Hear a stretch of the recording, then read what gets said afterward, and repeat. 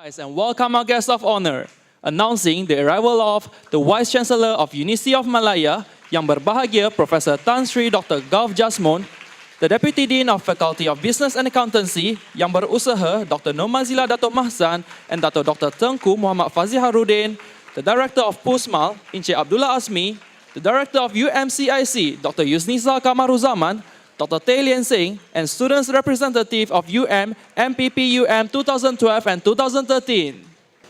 Now we would like to invite the Vice Chancellor of University of Malaya, Professor Tan Sri Dato' Gulf Jasmond, to have a sharing session on the topic, the roles and strategies of University of Malaya in youth entrepreneurship. Please welcome him.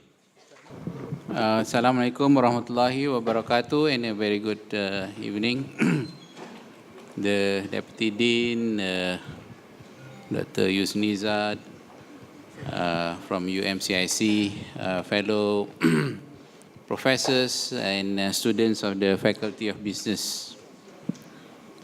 Thank you for giving me this great opportunity to come and talk to you about entrepreneurship. It is nice that today I'm looking at young faces. There are some who are sitting here who look slightly older, a little bit down there, but generally there are young faces in this room, which I'm really happy to see all of you today. Now, I have been asked to share some thoughts on entrepreneurship, actually. Actually, the title given to me in the last few days was just The Entrepreneur, but it seems when I reach here it's a bit longer. So, tak apa, I try my best. As soon as Zawai is able to get it up there, then I'll start talking lah. But before that, let me just say a few things. Recently, the Minister of Higher Education has made entrepreneurship as one of the KPIs of the Vice Chancellors. So I will be assessed on whether the students from UM, when they graduate, they become entrepreneurs ke tidak. And I was told that actually the expectation is not very high. 5% of the graduates? Berapa? 1,850 every year must leave UM to become entrepreneurs. Then I'm gone already. In this room, I think there is about 100 students. So I have to find 18 classes like this. And they have to leave UM and become entrepreneurs. Is that a reasonable target or not? Can we expect out of 6,000 graduates from UM every year, 1,800 becomes entrepreneurs? Is that a reasonable target? If we are able to generate that kind of figures, this is amazing. University of Malaya will fly. So if actually the target is like 30% of the graduate jadi entrepreneur, I think the minister is very, very unrealistic. I have to write a letter to him tomorrow. I will ask him to become the VC of UM and show me how to do it. Because I think that is not possible. I think if you say 5% of the students goes out and become entrepreneurs, I think that's more reasonable, isn't it? But never mind, we don't worry about the minister. What I'm here to talk about is to share some of my thoughts about entrepreneurship, and also to share with you that as a Vice Chancellor, I have to be an entrepreneur, increasingly at this day and age when we know that increasingly the government is not going to keep on funding the public universities. It is a well-known fact that in many, many countries, the public universities are getting less and less funding from the government. I've just returned from Scandinavia. The amount of funding in the top Scandinavian universities is about 30% only, the government funding. The rest are from their own endowment, from their own fundraising, from industry and so on. And in fact, if we were to go to our neighboring countries, for example, Thailand, they are only 30% sponsored by the government. 70% they have to raise on their own. Which means that even the public university in Malaysia has to expect that increasingly the Vice Chancellor will have to go and generate sustainable income sources to the university. That's what it means. You know. This is absolutely unthinkable years ago that the BC try asking the past Vice Chancellor to be an entrepreneur and raise lots of money for the university. You know, the operating cost of the University of Malaya now is reaching 1.2 billion a year, the operating costs. And about 500 million is for the hospital, the rest is for UM. So the UM part runs at 600 to 700 million a year, ringgit. And the university hospital needs about 500 million a year to run. And we are told, I've been told that by 2015, we are supposed to be able to cover 30% of the operating costs. 30% of 700 million is about 200 million by 2015, my friend. And by 2020, it's 50%. If the operating cost of the UM part alone, not including hospital, is 700, assuming it doesn't go up, which means by 2020, we have to be looking at 350 million. We have to raise 350 million ringgit. Can the business professors here tell me where to look for that money? Can you all tell me where should I look? Yusniza, di mana nak cari duit? Come on, you're looking after commercialization ni. Can I rely on you to give about 50 million a year? Can or not, Yusniza? Certainly not. Deputy Dean, can I expect Faculty of Business to give me 50 million a year? Campur-campur lah, Yusniza, 50. Is that realistic or not? But that is the target that has been set for the public universities. That by 2020, we have to look for 50% of to cover the operating costs. And the University of Malaya operating cost, the university part alone, now is 700 million. To run this university, very expensive. So how? So what's the solution? Can we just forget about entrepreneurship and concentrate on this question? Can we just discuss that? Boleh tak today? Dr. Chung Kwai Fat, come on. Let's hear from you. Where can I get this 350 million a year? How to make that, sir? Can or cannot, first of all? If you say cannot, then no need to say anything more.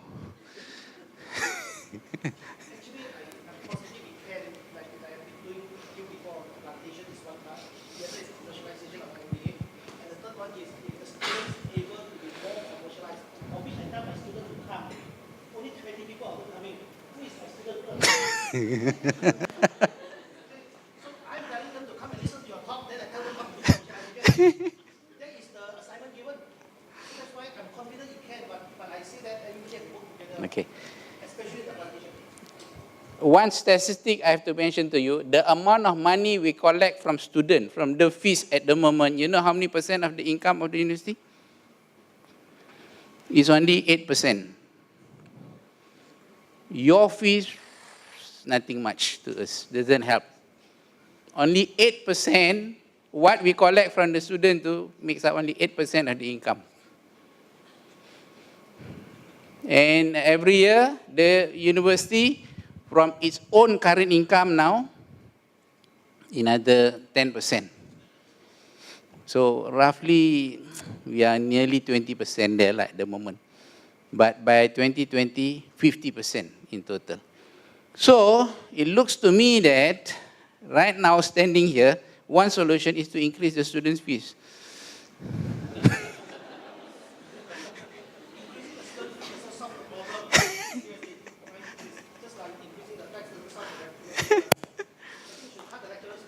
Because when I went, cut the lecturer's fee.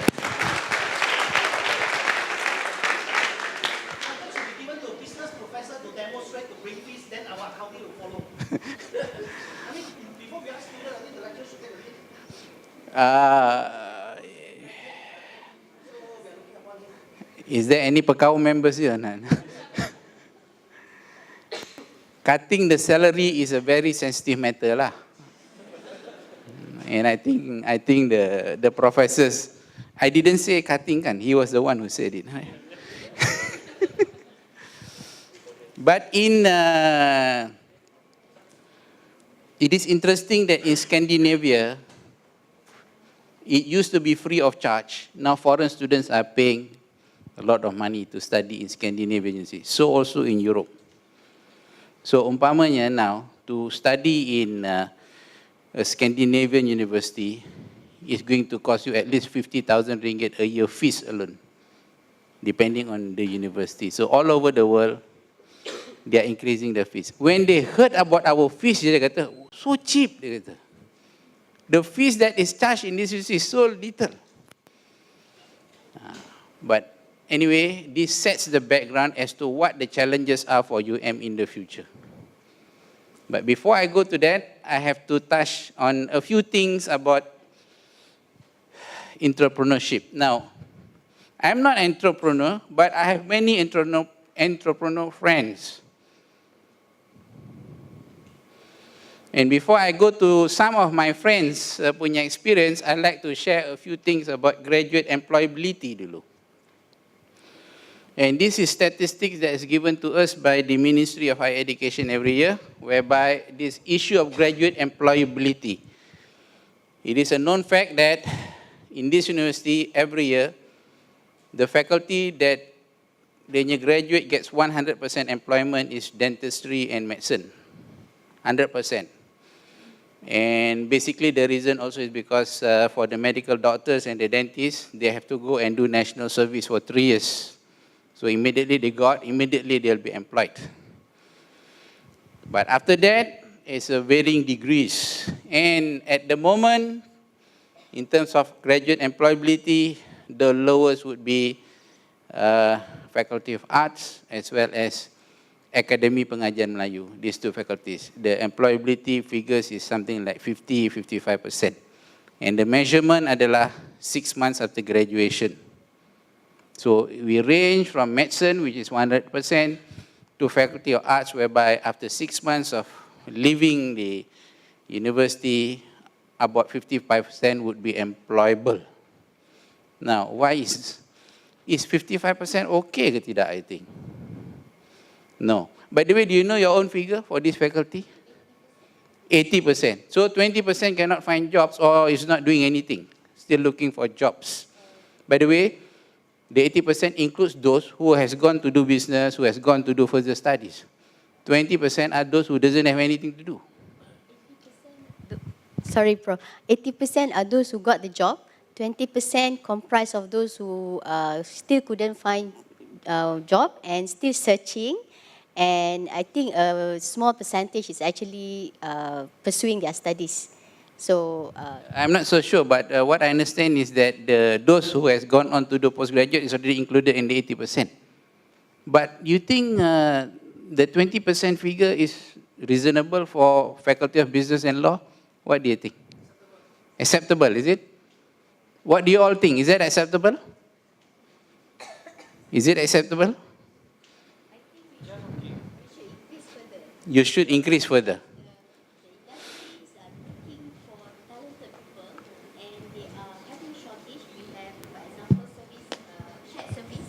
Okay, we have shared service such as HP, Intel, and Dell. You know, they are really looking for people, but they want quality people. So we have a lot. So what is wrong with the 20%? Okay. I look at it quite differently. I think that 20% gives us the opportunity for youth entrepreneurship. Those who are not employed readily, 80% are safe, they're already employed. But the 20%, we have to look at them as opportunity for youth entrepreneurship. So change the problem into an opportunity rather than look at it as a problem. Now, I think the 20% is something that I'm worried about because the entrepreneurs may likely have been counted in the 80%. The 20% is those who don't have anything to do. Why is it like that? Why are 20% of our graduates not doing anything after 6 months? So what is wrong with the UM education? Why are we not producing 100% employable graduates? And again, the measurement is 6% after graduation. Why? Kenapa not 100%? Why the 20% is there? Kenapa tu? Deputy Dean nak jawab tak soalannya? I mean, is it the curriculum? Is it what?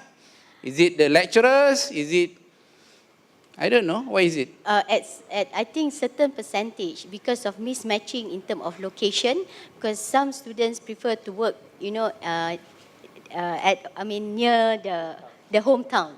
Okay, so when they want to work, when they want to go home and go back kampung, so near their hometown, they couldn't find the job that suits them. Okay, how many percent are of this category?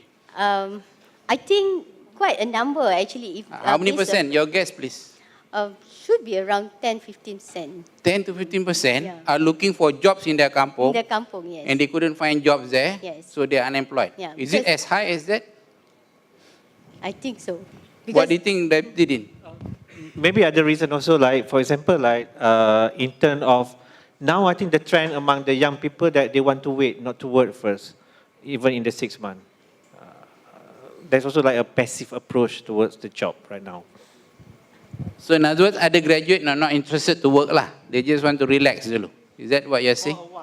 For a while. 6 months? Within that, or 1 year. Okay. So perhaps it is not so bad after all lah. Is that what I can say? Okay. So the curriculum in Faculty of Business all okay lah. You are producing the right graduate lah. Is that right? Yes. Can I ask the students or not? What do you all think? You think is A star, A, B? What do you think? The curriculum here. Is this faculty producing employable graduates or not? Sir, what do you think? Oh, you're not. Where are you from? Economics. You? From this faculty? From this faculty? Where are the where are the students of this faculty? Huh? Where? Are you? Yes, sir. The red shirt gentleman here. What do you think? Instead of curriculum, saying about curriculum, I can say it quite nice, because we get lots of courses that we study here. Gives us a good general knowledge. But then, let's say, I have lots of friends studying in the different universities, including private and government as well. Lots of in UPM, studying there. Lots of in the leading private universities as well, like Monash, Help. Nottingham as well. They don't study much as we do, meaning that they don't study less than you. No. They mean they don't get as much courses as we have. Okay. Let's say we totally get 123 credit hours. They have only 90. And so comparing to them, we get more courses, we learn more. But of course, we have to. Is that good or not, sir? In my opinion, it has two sides. So I'm more lenient that we learn more, but of course we have to strive more to get the, good marks, make assignments, all that. So, in your mind, why do you think this 20% Well, are I not guess employable? that, in my opinion now, but I'm not sure, but 20% of those could be that couldn't score, maybe. Couldn't score. Couldn't So score. those who and couldn't- score has no problem to get jobs, is it?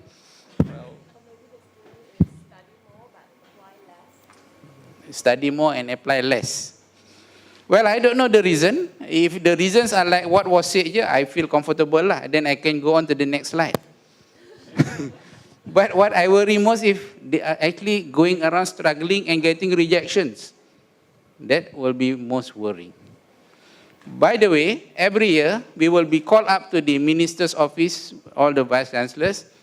There'll be this review of performance, and among those that the industry captains will tell us, technical knowledge of the IPTAs, macam UM semua ni, is great. But they will always tell you the command of English is poor. That everybody tells me. The command of English is not good enough. Is this a problem here or not? Is it a problem or not? It is a problem. Now, is that our problem? Is it the students' problem? Whose problem is that? The command of English too. This is the industry captains telling us, telling the VCs, what is wrong with the graduates, of those unemployable graduates. So whose problem is it, ma'am? Okay, Prof. From my analysis, okay, I spend a lot of time to analyze what's wrong and where. And okay, the students came from different background. Okay, and here they will go through English courses, and there are only about 2 or 3 courses that teach English. However, they actually undergo, like for example, in this faculty, all the courses are taught in English. Okay, but language and the command of English normally will be better if it's always practiced. However, I've noted that students don't speak as much with their friends and around the universities in English. So then English is become like only in classroom. So when they go for interview, sometimes the questions that the interviewer will ask is not about what does it mean, but what is the definition of entrepreneurship, but they will ask, okay, what kind of business do you like to do? How do you spend your holiday? So this is about everyday life that students suddenly feel, oh, I'm not used to talk about my everyday life in English. Actually, English is one aspect, but actually the real problem is the communication skills, and it involves confidence in talking, in relaying ideas, in doing presentation. So English is a problem together with all these other skills that you do, and I hope the faculty here, you see, we just hope that when our graduates go out there, this is not the problem. And this is a problem where it can be sorted out very easily if the students themselves can improve their command of English. If the courses here, you can have more calling up the students to do presentation. It can be sorted out that way easily sebenarnya. Or if the students themselves were to participate in all these activities, because when you participate in all these activities, you organize events and sebagainya, that's where the confidence building comes in. That's where you have to interact with people, you have to talk to people, pull people together, and sebagainya. These are where the skills are developed. So how I wish that there is no such problem, I don't know whether when the industry captains are telling us that communication skill is the problem, whether it refers to graduates, but they are commenting generally that students from the public universities has communication problem, communication skills problem. Yes, ma'am, yes. Uh-huh. What I believe that as it for command of English, it's not actually blaming on the education system in the university itself. It's actually since in our primary school and secondary school, we have already been pampered that do not really speak much English or speak proper English. Like during our examination, we don't have Dwi Bahasa, English and Malay language, where actually make us actually do not really practice much to speak English. So for the whole thing itself, it's not only because of the education system in the university itself that caused this problem. Okay, very good point. I take note of that. There are weaknesses in the school system, no doubt about it, and that's why the government has come up with a new plan, 13 years plan to revamp education and sebagainya, right, Anat? But that's the government's problem, but my problem is you. My problem is those living here and only 80% yang dapat employment, 20% question mark. So those who are here, you academics must tell your students, hey, come on, if you are not so good in your English, please improve it. If you don't have so much confidence in relating to others, be active, participate in events dan sebagainya. Build your confidence, isn't it? That's what it should be sebenarnya, And I think if you just do that, and like our good lady here has mentioned, when you attend interviews, you can speak up. I think the chances of being pulled up and being given a job should be there, isn't it? So as I see it, for your faculty in particular, it is not really a serious problem because you're already doing well in that sense. It's just the few others who has to improve. Yes, sir. I'm sorry to interrupt you. Actually, I just want to add on a little bit. Okay, this is actually regarding the command of English, I once read an article. It's mentioned here, are we in Malaysia are a language divided community? Actually, slowly, I can't understand. I'm really what sorry. Okay, regarding about the command of English, I recently read an article saying that are we Malaysian, our community, there is language divided community. Means that people who are speaking English only interact with people speaking English. People who speak in Malay rather prefer to interact with people that speak the same language. So this is actually some of the problem too. That we need, that I think, why causing this command of English. Okay. For- If I've got it right from what you say, there seems to be a language divide between some groups who speak English well and those who speak Malay sahaja. Is that right? Yeah, I mean, not necessarily well. Maybe those who prefer to speak English rather to mix with people who speak English. Okay, good. So I think there could be that kind of problem in this country. There's some language divide lah kan, isn't it? But again, at the end of the day, my friend, I'm concerned about you here. That could be the national problem. But since you are in this university, our professors here is concerned about making sure that your employability must be good.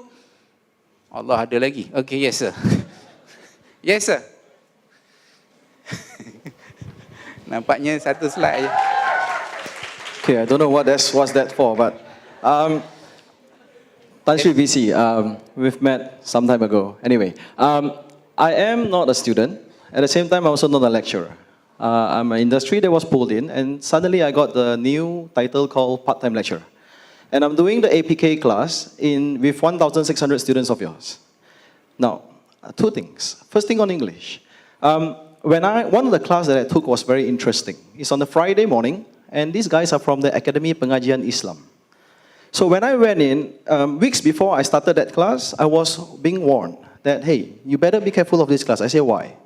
Because this class you cannot do in English, you know. I say, oh, cannot do in English. You must do it in Bahasa. So I was like, okay, should not be a problem, I say. So but when I went in, the class, actually, I asked the class, what's your preference? You want English or Bahasa? So they put me to the challenge. They said, I want English. If they say Bahasa, it's not a challenge because I know whatever that I said, chances are they will understand. So they say English. So I need to use really simple English, I thought. Now, what happened was, so I asked, so in my class, I do a lot of interaction. And I say, okay, class, any questions? So as and when you know, and all of the educators would have guessed, when you ask the question, any question, it's like a bird flying through. And there's no question until you force questions out of these guys. So what happened was, but I did one thing. I said, it's okay if you can't ask the question in English. Do it in Malay. I'm okay. I can handle this. And you know what? More and more hands came up. And then I got them to come and share their business ideas. And when they come, I say, it's okay, you don't worry. You can speak in Malay. You can present in Malay. But to my surprise, Tan Sri, is that when they were given an opportunity to be on the stage and present their business idea, they actually did it in English. Was it good English? No. So the key point I'm trying to share with all of us here, especially the educators, is to encourage it. And tell the students, it's okay even if it's a broken English all the way, it's okay. It's okay even if you want to tell me in Bahasa, maybe not Chinese, but in Bahasa it's okay. But then they will know that they're comfortable and they will try. I have one of your students here, he's year 1, computer science. When he first joined our program, he says, he don't dare to even present. Long story short, in less than 45 days, Tan Sri, he joined an entrepreneurship program. And in less than 45 days, he started his own startup, and he says recently just landed himself a $300,000 deal. Oh. Now, imagine all these people is being commercialized. It's being commercialized in University Malaya. I think that will solve your problem of a 50% of the OPEX by 2020. I hope so. That's one. I'll let you continue first. Yeah. Thank you for clapping. I think he's saying the right thing, and I think I want him to take him as a lecturer now. Because Mr. Deputy Deans, he's saying that the lecturers here must push and must encourage the students to speak up and express. Is that the right thing? Are you all doing that or not? Are you doing that or not? So I think the 20% is not really a problem. Okay, so they say they are. But I want to go and give this talk in Academy Pengajian Islam now. because I think that's where the problem is. But I think, nevertheless, what has been said adalah, actually, if you actually allow the students to try to perform, they will perform. That's what you are saying. By the way, what business is that? That 300,000 ringgit business? I've never got that kind of business in my life. You know?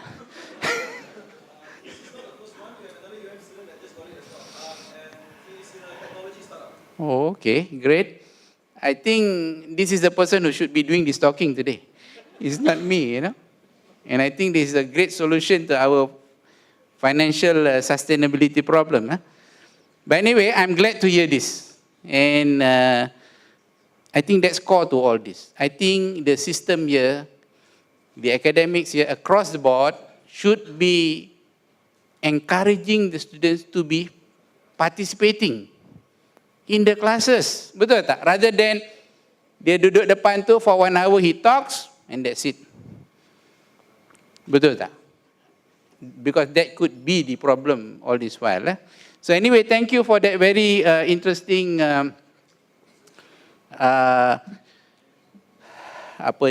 input to this talk. I think that is very right sebenarnya. Now, you mentioned about next slide. You mentioned about one very interesting thing. Let me just share my own knowledge about some entrepreneurs that I know. And I call this particular site unexpected entrepreneurs. And here there are 5 persons that I know very well that is making good money, that is making better than you, sir. They earn better than the professors here. I don't know why you're wasting time here. Why are you not out there? Should I go on with this? Because I fear this gentleman may leave, you know. But let me tell you why I put up this slide, because these are people we don't expect to be doing business, but when you discover, oh my God, you're earning more than me as a VC, you know. And why didn't I think of this before? And these 5 persons I know very well. So I'm sharing with you today. Okay, hoping to inspire some of you. Boleh tak? The first, I knew this person as a driver. By the way, he is my own driver. I've lost a driver because of entrepreneurship. And Naufal there, he has been looking for a driver, couldn't find one. Not because all drivers want to become entrepreneurs, but the remaining drivers in UM is scared to work with me. Because they said this very nice guy who is a driver also cannot stand the VC. You know? Cannot stand working with VC. But this driver worked for me for 5 years. When I was in my previous job, he was recruited and he worked for me as a driver. A very nice, reliable, trustworthy man. Nice, reliable, trustworthy man. He never complained in his life. In other words, very easy to go to paradise lah, this one. Tak pernah complain. It is very rare that you find such a person. You know, there's a saying, to find the secrets of any boss, go and talk to the driver, betul tak? You know this saying? So anybody who wants to find the secret of the VC, go and talk to the driver. But bad news, this driver will not say anything about the VC, however bad the VC is. Well, this guy left me about 3 months ago. 3 months ago. 3 months before that, he told me a story. And he was quite nervous and worried to tell me the story. But for 1 or 2 months before that, I saw that he's very sleepy when he comes to work. And now I found out the real secret. When he's not driving me around, he will go to sleep on the chair in a waiting room somewhere. And later he admitted to me. He told me, he said, Prof, actually I must tell you something. I now own a sundry shop, dia kata, in Selayang. Dia ada kedai. He bought the shop. He borrowed 50,000 from Bank Rakyat. And he got that loan. And he bought this shop from a mama. And then they said, Prof, do you remember around this particular month, you went away for 2 weeks? And I took 1 week leave, he said. And I look back, yeah, okay, I went. Actually, I took 1 week leave to go and spend 1 week in the shop. And I told the mama, I said, give me 1 week to stand at this counter. If after 1 week I'm happy to be here, I'll buy the shop. So he actually spent 1 week jaga counter tu, the mama allowed him to do it. And he really saw the income was like what was shown. And then he got the loan and he bought it. How many drivers have done this? How many of the lecturers have thought about a sundry shop? He is earning very comfortably now. Definitely an associate professor salary, the profit from that shop. So when he was driving me for about 3 months after I knew it, his salary as a driver is nothing compared to what he was getting from that shop. Remember, I didn't know that he bought a shop. And he was telling me the kind of risk, the kind of hard work he has to put in, because if you run a sundry shop, you have to go to Pasar Borong Selayang from 2 to about 5 in the morning to buy things and send to the shop. After that, he has to pray subuh and then quickly come to my house to pick me up. Can you stand that or not? Not sleeping throughout the night. Boleh tak? But he sleeps in the office lah. When he's not driving me, I think it's okay lah kan, isn't it? We don't expect the drivers to be on guard all the time. But I never expect that he has done this. What do you think of the idea? How could a driver who has no degree, his qualification is just a Form 5, and he could do this? What is wrong with all of you? You have a PhD? You have a PhD in entrepreneurship. When is your sundry shop coming? I'm sure if you want 50,000 loan or perhaps 100,000 loan, Bank Rakyat will give you, right or not? So what do you think of that? This is a driver with only Form 5. By the way, I have one more news to tell you.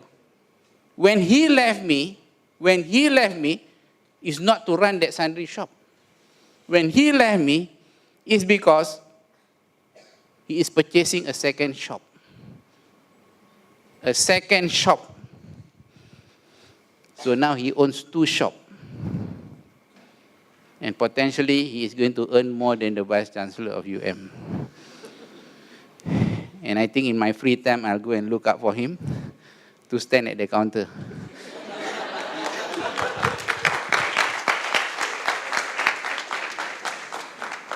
Now, before I go on to the second guy, let me ask you, what do you think of this story? Inspiring, good. This 20%, if anyone you falls into this 20%, why don't you follow what my driver has done? Why don't you do like what my driver has done? Borrow from the bank, go and test out the shop, pick it up and run it. And the principle is, don't ever give up, however tough. Make sure it works by hook or by crook. My driver, who worked for me for 5 years, suddenly just gave up his job now, and he owns 2 shops. And it seems to me that I was not the guy who inspires him. There's somebody else, and I found out already who. I was not the one who inspired him into this. I think I'm one who's giving him a lot of headache, you know. The one who inspired him is another guy who owns a very big sundry shop in Puchong. He calls this person Pak Alang. This Pak Alang, dia punya daily sale of his shop is 40,000 ringgit. And you just take at least 20% and how much profit, net profit a day? That's 8,000 a day, right? Berapa? 40%, 8,000 a day. A month? 240,000 net, at least. From my calculation, he's earning about 300,000 a month. This Pak Alang. Just 2 shops saja. Corner lot dengan another one. One is own, another he rented. What are we doing here? What are we doing here? My friend, what do you think of that story? 300,000 salary a month. That Pak Alang, not my driver yet, but he said he wants to be like that Pak Alang.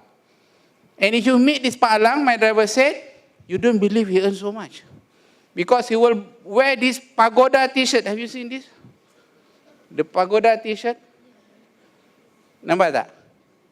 And he will just drive a very ordinary car, but it's loaded. That's the real entrepreneur, betul tak? And again, Pak Alang doesn't have your qualification, yet he earns so much, but that's the story of my driver.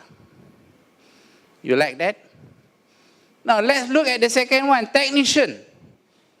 Not from this university. This is from another state. He works in a school. One day the principal discovered that he's doing outside business. And what is his business agaknya?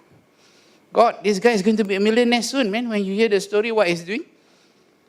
What he does, 6 months ago, what I heard about this guy adalah, he has 3 or 4 homestay in Melaka. Homestay. He rent houses, renovate sikit, then over the weekend, you all pergi Melaka, pergi Jonkers Walk, stay dekat at this homestay. And he's charging for that. And I heard that his homestay is increasing in number. Homestay, you just rent any house and then set up a very nice website, advertise it. And that was his business. A school technician who doesn't have your qualification is running a homestay business. And not only that, I just heard last week, his next hobby is to buy houses on auction. He's buying houses on auction. A house that used to cost 100,000 ringgit, he's buying at 50,000 ringgit. Buying that, renovate a bit, sell it again. When people come to the house, so cheap this house. Selling at the original price, 100,000, and yet he is purchasing it at 50,000. So he makes 50,000 profit with a little renovation to the house. Good idea or not? Good idea or not? So, okay, are you ready to do this business? Are you ready for the homestay business, sir? Why are you so reluctant to say yes? The gentleman in front here. Are you ready to put in your money? You know, why I say this is simple. Look, I know of a Yale professor who is an expert in HIV. He works with our Dean of Medicine here on HIV research. A Yale professor, Yale, one of the top 10 universities in the world. He told me, while he's working as a medical doctor in the Faculty of Medicine in Yale, in his spare time during the weekend, he does what this technician does. He buys houses on auction, renovate them. He has a team of Mexican workers, renovate them, then sell them again at prices which is below market price. And he makes a lot of money on that. This is a Yale professor, you know, from the top 10 university in the world.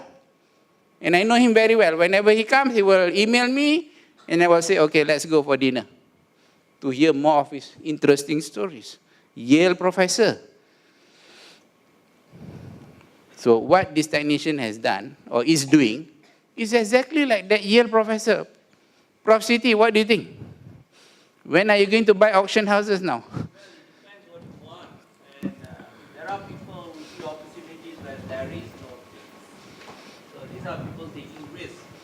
And they have guts. Yeah. That's basically. Yes. So, when are you going to do it? I'm not.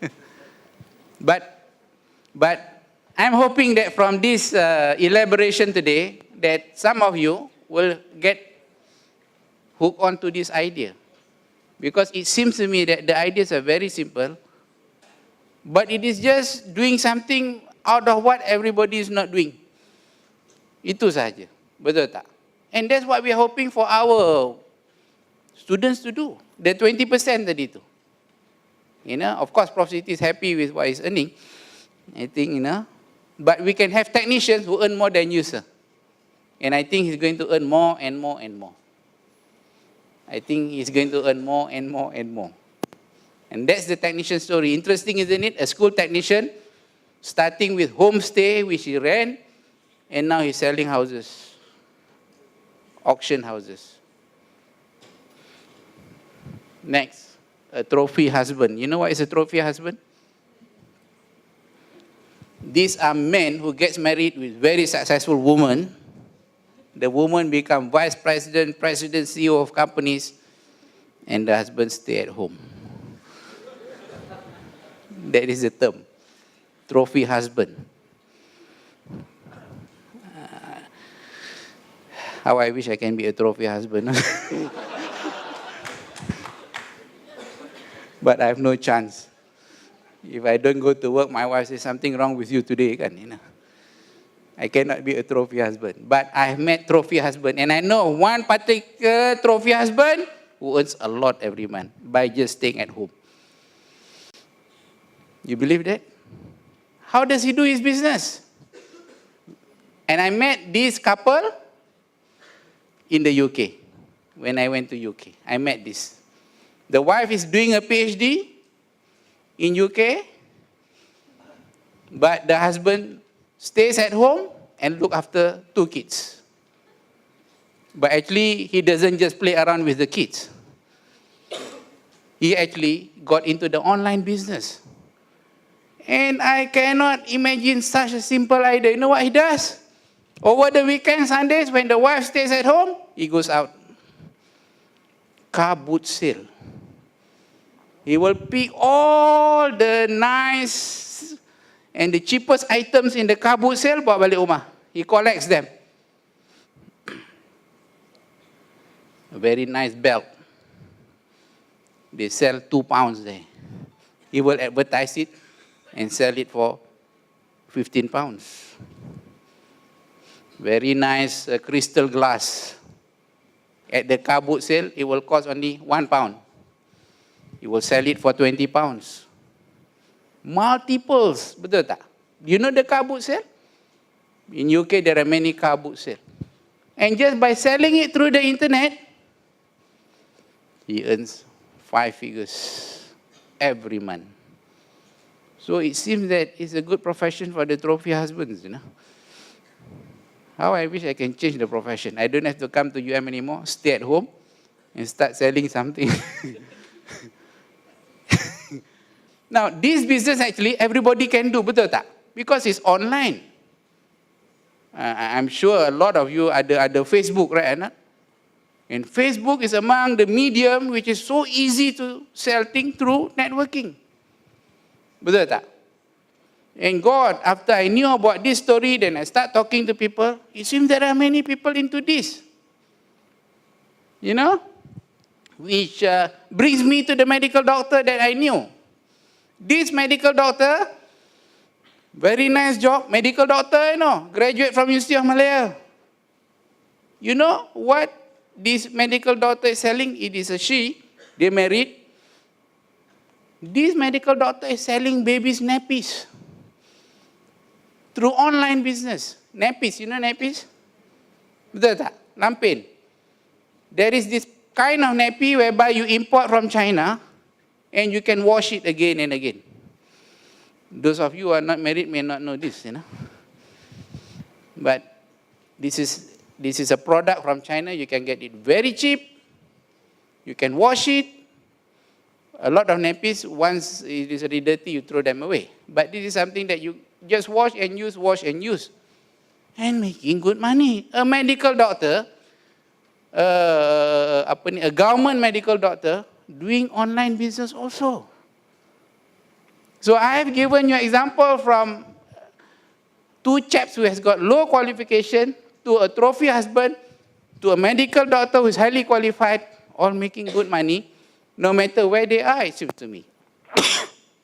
And can you imagine the medical doctor who doesn't have to do anything else, already getting good salary from the government, but doing it? What do you think of this story? Yes.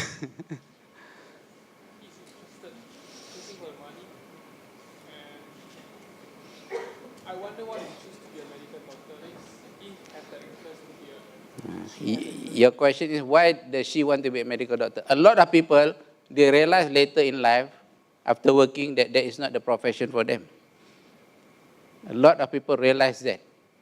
A lot of people become medical doctors not because they are interested, because their parents ask them to do that. And suddenly they realize that is not what they want to do. Betul tak?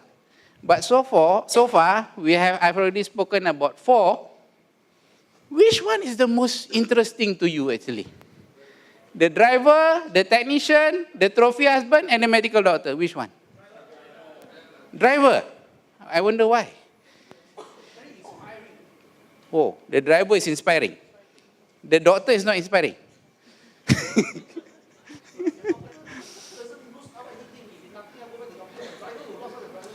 Oh, yes, that I agree. A very high risk taker, right, Anna? The driver is a very high risk taker. But that driver is someone I know very, very close, very personal. One thing I tell you, that driver, which will bring us to the next slide, you can trust him 100%. You give him $1 million today, after 1 year, he will give you the 1 million back. He will not cheat you. 29. 29. Betul kan? 29 kan? 29 years old. Huh? Oh, sorry, 27. See, they're correcting me. What are you all doing here?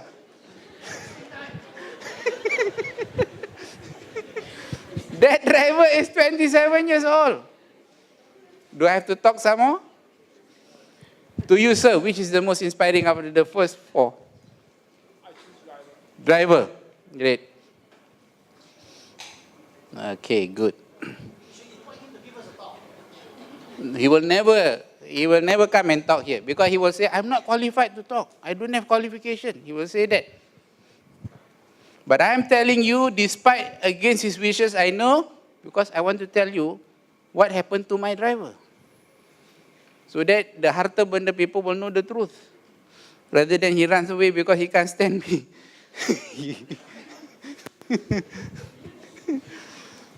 Now, let me come to the last one.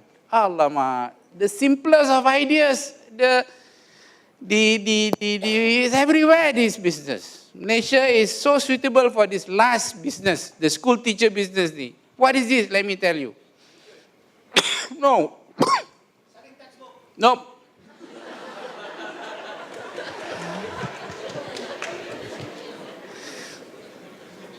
There is this school teacher in Muar. You believe it or not? Huh? Selling what? Otak-otak. No. This business makes more money than otak-otak and more money than selling books. What do you think is this business? Nothing to do with education. Huh? Nursery? No. No.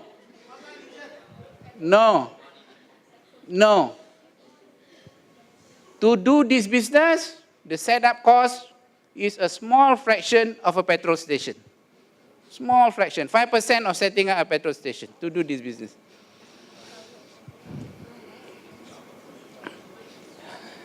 Never mind, I'll tell you what this business is. This is a great school teacher. He fits to give talks on entrepreneurship. You know what he does? He goes to the kampong and he meets the orang kampong. And when you go to the kampong, a lot of the Malays has got 5 acres there, 4 acres here, 8 acres there, right or not? And what do they plant? Lalang. That's where he went into. What he does? He goes to the orang kampong, look, can you allow me to rent your land? Rent, sewa. At a very cheap price, I'll plant the palm oil. Bila sudah buah, I'll give you 60-40 ke apa ke. I take 60 and you take 40% when sudah buah. So suddenly, he doesn't have to go and buy any piece of land to do palm oil business. Suddenly, he only rents from the orang kampung. So he has 6 acres here, 5 acres there, 8 acres here, 4 acres there. You add up that.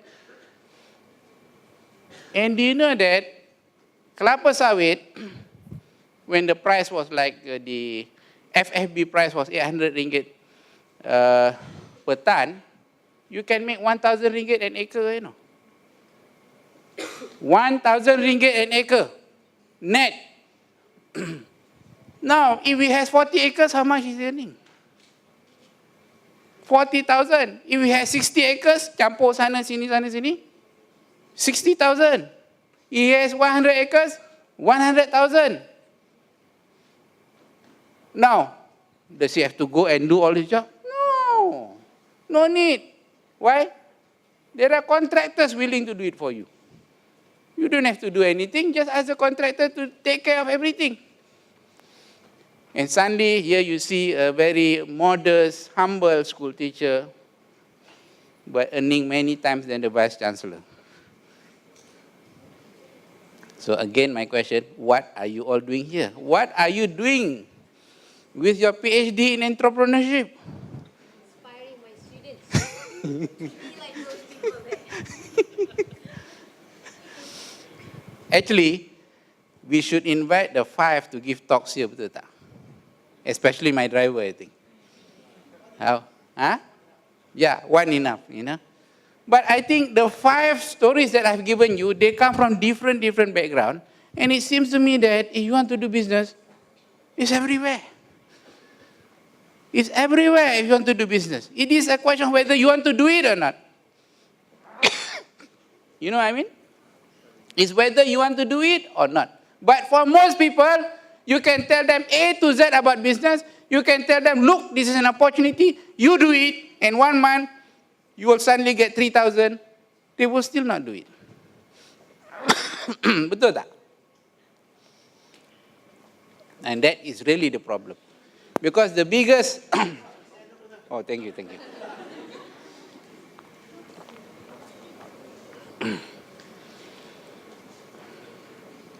Now, I will just share with you a bit about my own experience, not as a great entrepreneur, no way, but I have some entrepreneurship skill, I think. And you tell me whether this is okay or not. Okay? I will share. This is my own experience. When I started as a lecturer here with a PhD, you know what was my salary? And this was in 1982. My salary was 1,600. I think some of the tutors here are earning more than that. Is that right? The government salary for a PhD holder at that time was 1,600 plus 120 ringgit around Khidmat Awam. 1,720.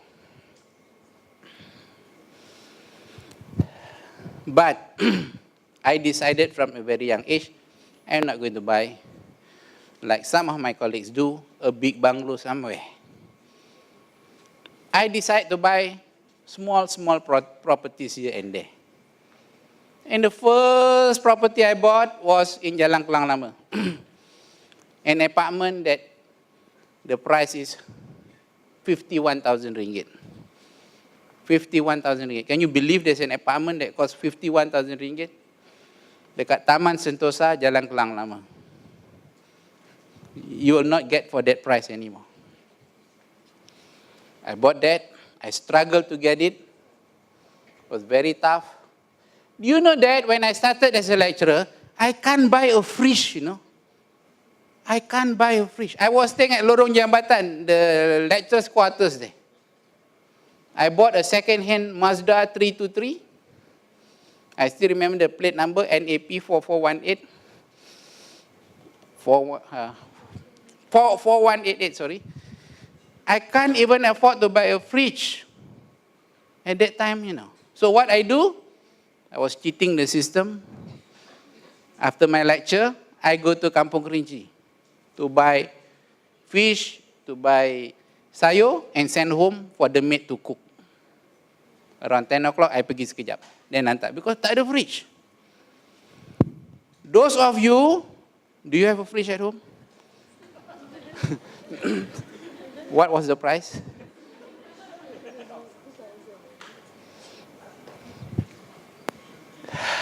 I can't even buy a brand new car. It is a long time that I was able to buy a brand new car. And what was my first brand new car? Can you guess? Huh? Proton? Proton, no. The first, and I think this is many years, like 8 years after I started working, I bought a brand new car. Can you guess? What do you think is this brand new car? Proton Saga. No.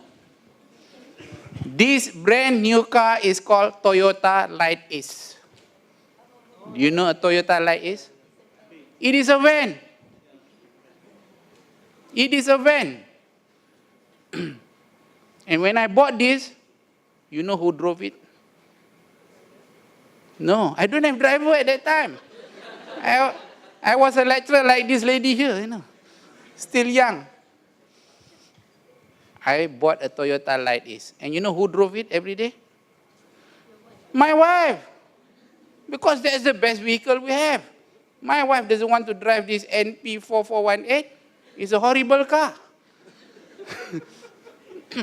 My wife was driving a van to work. She's a school teacher.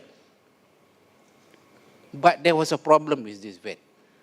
I thought I want to save money, so I went to one electrician shop. I want to install aircon because they didn't install aircon untuk the back passengers. I went there, I installed the aircon. Suddenly, one day, when I was driving it out of UM, it caught fire, the van. At the PJ gate. It caught fire. And suddenly I saw smoke at the back, Luckily, it was in front of the security guard. And that was the first time the guard went into action very quickly.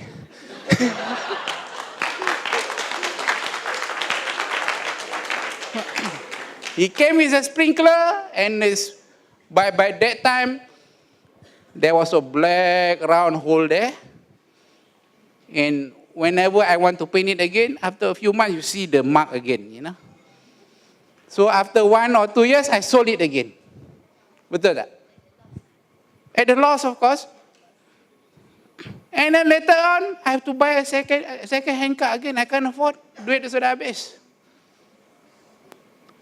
But later on, when I have been buying property, and buy 3, sell 1, buy 4, sell 1, you keep increasing, I bought a Toyota Prado. Very nice car, betul tak? At that time, very cheap, 120,000. You know the Toyota Prado? So I bought it, I like this car, and who drove it? My wife again. Do you not understand what I'm saying now? Whatever good things you buy, who gets to drive it? Not me. I drive the useless car. The wife will get to drive the best car. Unfortunately, 2 years after owning the car, it was stolen. Stolen. And you know where was it stolen? No, not Istim Laya. If it was stolen here, I don't think I'll be a VC here. Where it was stolen is at Jaya Jusko Melaka.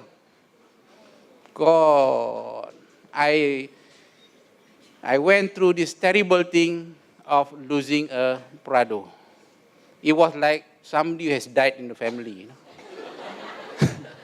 It was so painful. You know why? Because you put up a lot of money to buy the car, and eventually when the insurance paid for it, you get nothing. Because the car punya second-hand value has gone down. You lost a Prado just like that. So, kesian tak dengan VC? Have you any pity for the VC? This is the story of your VC, a poor VC. I'm not into cars. And I'm happy to drive a second-hand car. I'm very proud of driving my Proton Perdana, Happy with that. I have no problem with cars. Because I've learned, you buy brand new cars, it may be taken away from you.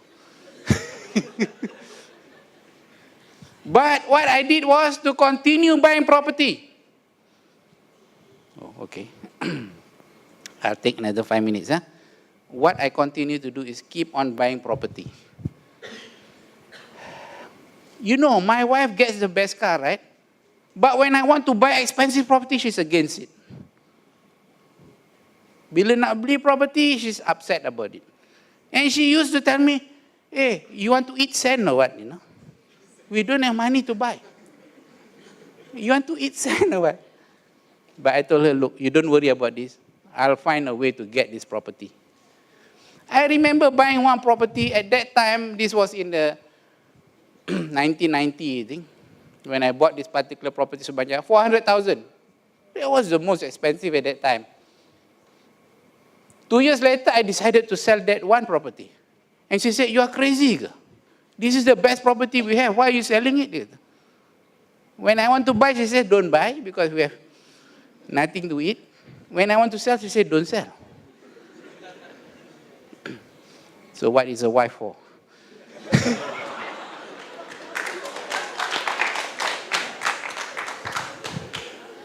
But because of my experience in collecting property, I buy and buy and buy. I buy in Johor Bahru, in Melaka, in Selangor, in everywhere. I'm being able to collect property, which when I look back, hey, how did I buy this, It's like buying 3, sell 1. Buy 4, sell 1. And you can pay up for all that after a while. And to be honest with you, I still have some properties there because some I've given it to some people. I still have properties there. I don't even know whether the people think that's paying rent or not. Because I have no time. Because you all want me to be the VC, kan? Where have I got the time to check whether they are paying or not? My wife doesn't take care of the property. Then my wife will know how much I'm earning. It's better that your wife don't know, Because the minute your wife knows, you have lost your freedom. Hey, don't tell my wife, please. She is one reason for my success, by the way. But I'm happy I bought properties. And sometimes when I think of it, hey, I'm already retirement age. I'm nearing 60. I must stop doing this. But no. It seems that when you have the passion for it, you want to keep on buying.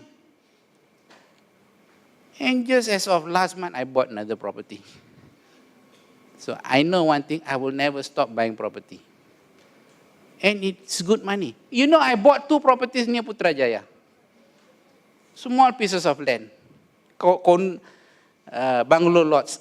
I bought it at RM1.70 per square foot. Today is RM60 per square foot. Good, isn't it? So I don't know whether going into property is a good idea or not, but to me it's been good. And for those of you who have some money, I think it's worth. You'll never lose on property. And that's my experience. As a lecturer here, I'm just buying, selling like that. I don't renovate. I don't, all I do, buy, keep, that's it. That's all. I'm not that wealthy, but I have some property lah, In case if my wife say, that's the end, I don't want to see your face anymore, I still have a house to live in. Okay, that's my own experience as an entrepreneur. Unfortunately, they're telling me to stop. I'll just finish off all the other slides quickly. Next slide, Zawai. Now, this set of slides, I picked it up from a book that I read. I bought this book about 3 months ago. It's called The Millionaire Mind. The author is John Stanley. This is part of his PhD research. He surveyed about, I think, 2,000 millionaires in the United States. Their characteristic and so on. Millionaires in the United States. Okay? Earlier on, the one that I read, that I enjoyed so much, is a book that he wrote called The Millionaire Next Door. The title is The Millionaire Next Door. Why he gave that title is simply because many of the American millionaires, the true millionaires, actually the neighborhood don't even know they are so rich. Because they drive pickup trucks, not Mercedes S350. So whoever comes here driving a pickup truck, don't look down on them. They may be multi-millionaires, betul tak? And those who come with S350, you better be careful. Betul tak? So whoever drives a Mazda 323, a 15 years old car, you have to watch out. And in that book, I pick up a few tables and I summarize it as it is. Millionaire success factor. It is interesting when he say being honest with all people. Now, why I like this slide is simple. Because a lot of businessmen that you meet in Malaysia will tell, hey, kalau you don't give money, how to get the project? Right or not? You hear this everywhere. Contractors will tell you that, hey, I have to give him 1 million to get that project. You know? If not, I can't get it. Betul tak? Did you hear this or not? Everywhere you hear this business. But somehow, these 2,000 millionaires that were surveyed in USA, being honest with all people. Honest, don't cheat and don't lie. And I think this is a correct value for all of you. Don't think that to be rich, you have to be corrupt. You have to give people money, you know. If everybody starts thinking like this, it's the end of the world, no? So it doesn't mean that to be successful in business, you have to corrupt people. These millionaires US, it's incredible that they say, be honest. Second, this is in accordance to priority, it seems. Second, being well disciplined, very important. When it comes to money, be disciplined. If it is company's money, it is company's money. If it's your money, it's your money. Don't mix them up. First principle. If you mix things up, you start taking money here, taking money there, recipe for disaster. Third, getting along with people, very important. Some of the best millionaires that I've met, I know some, they are the most friendliest of people, you know. It's not like they're sombong, you know. You can't go near, no. They are the nicest people. And you feel very at ease with them. Remember, you know, it's not one who's, there's a gap with people. One who's very close, wants to be very humble with you. Fourth, having supportive spouse. Supportive spouse, like whom? Like your wife. Like my wife.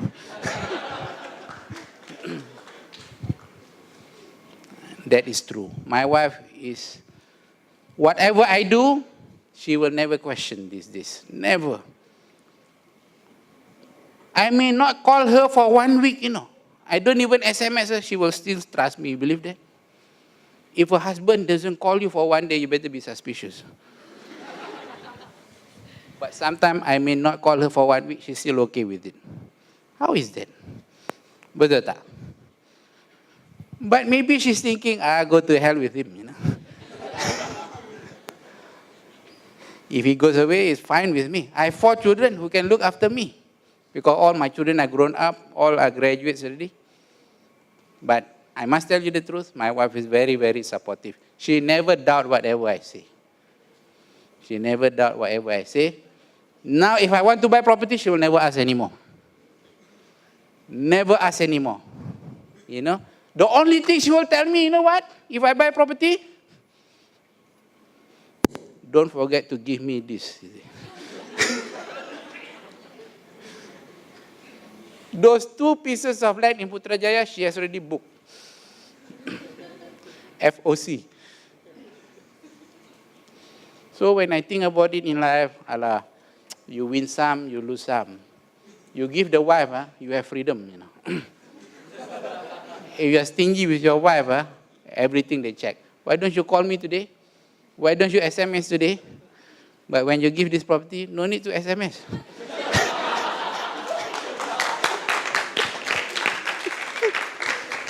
Betul tak? Betul tak? If your husband doesn't call you, what would you do? Panic kan? What is he doing now? You know? Why at 11 is he not back home yet? Betul tak? If I go home at 11 pun, oh, I understand you're very hardworking, isn't it? You have a lot of work. That's how she will think sebenarnya. So I have freedom, you know. I'm not so sure about you. Fine, working harder than most people, very true. You want to be a successful entrepreneur, don't complain. Just keep on working hard. Don't complain. Cannot lah, this lah. No, go on, work hard. And whatever responsibility in your hand, deliver it. You know, when I work hard as a lecturer here because I want to become a professor, then my wife will say, look, today the teachers are calling all the parents to come and get the report card at the school. And then I say, alamak, today I have to have a meeting, a faculty meeting, I have to meet the head. How? Betul tak? No. Ask permission and then, look, I have to go and pick up my son punya report card, I have to go. Please give me half an hour, then I'll come back. When the wife tells you, you have to pick up the report, go.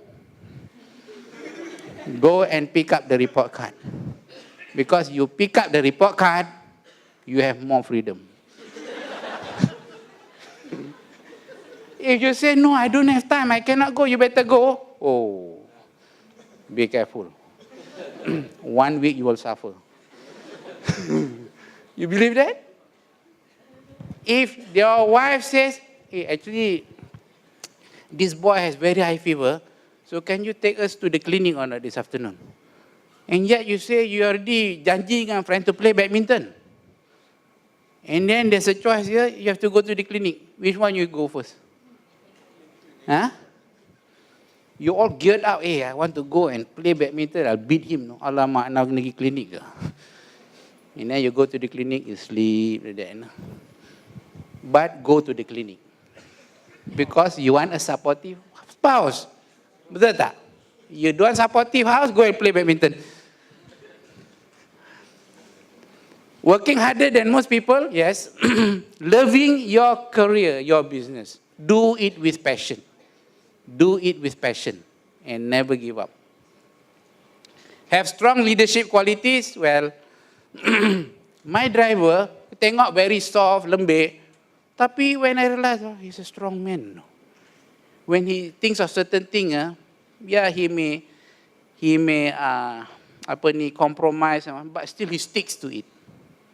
That's where I saw. My driver is of that kind. And then he can reply you intelligently. Very competitive spirit, personality, being well organized, and so on. But if you look at the series of things that you see, it's interesting. Honesty is one. Being disciplined is one. Getting along with people. So these interpersonal skills are all very important, bukan tak important. Okay? And looking after your family is important. Betul tak? So, interesting, isn't it, these ideas? Next slide. Actions and thoughts process used by millionaires to eliminate fears and worries. You want to go to business. This driver pergi ke bank, borrow 50,000. What if the business collapse? Then I'm in debt for 50,000. Those are fears, right? So this book is telling you how to get rid of that fear. Work very hard. When you go into it, work very hard. Believe in yourself. Believe you can do it. Jangan half-hearted, not sure. All out. Of course, you have to prepare to go into all this. Focus on the key issues, on how to make sure that the business can work. Being decisive, planning, and so on. So I think these are some of the common sense things that you all would know lah. Betul tak? Okay, next slide. Male versus female. Important qualities of spouse that contributed to their successful marriage. These are factors that decides whether the marriage is successful or not. Is that the correct order or not? The number one thing that determines a happy marriage is high income. Is that true or not? Let me ask you. This comes from the book, from the survey. Is that, you think, the correct order? Maybe not in all societies. I think it depends on the values of the society. In your mind, which should be number one?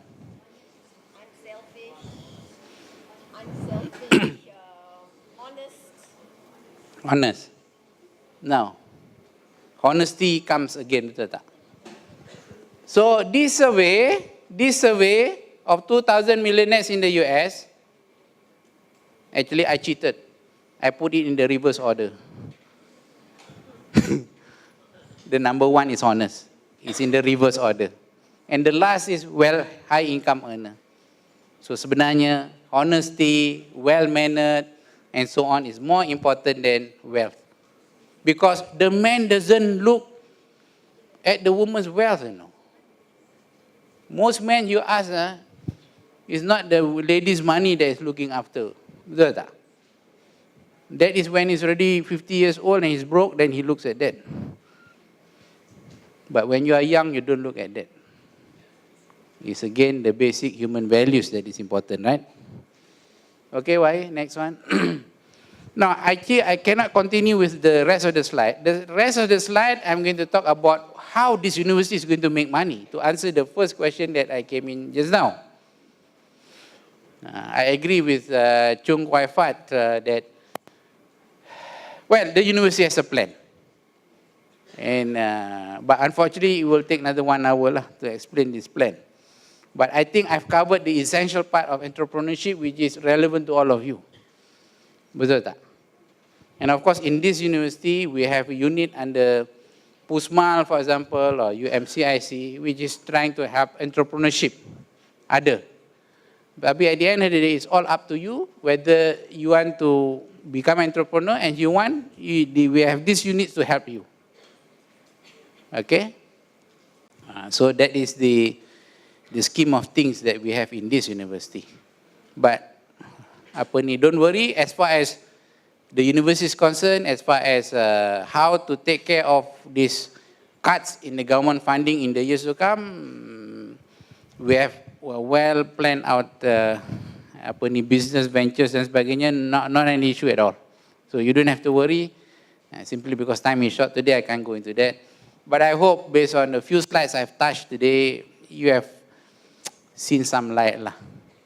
And if really we believe in all this, there shouldn't be this 20%, because everybody can be employed. Today, your last exam paper, tomorrow you can start a business actually. That's what it means. You know? So many businesses can go into. The online business is one. So I like to stop there. I don't know whether there will be question and answer time, but let's see, a lot of people has to go. So I will hand you back again, brother. Terima kasih.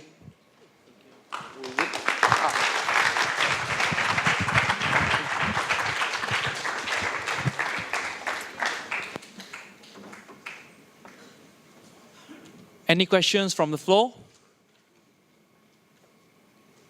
All right. Thank you, Professor, for the inspiring sharing session. So now we would like to invite Dr. Tengku Muhammad Fazil Harudin to present a souvenir to Professor as a token of appreciation.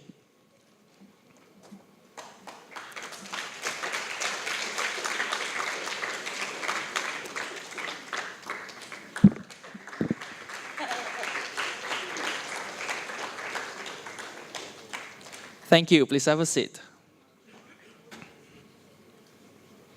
Ladies and gentlemen, please rise as our guests of honor are about to leave the hall.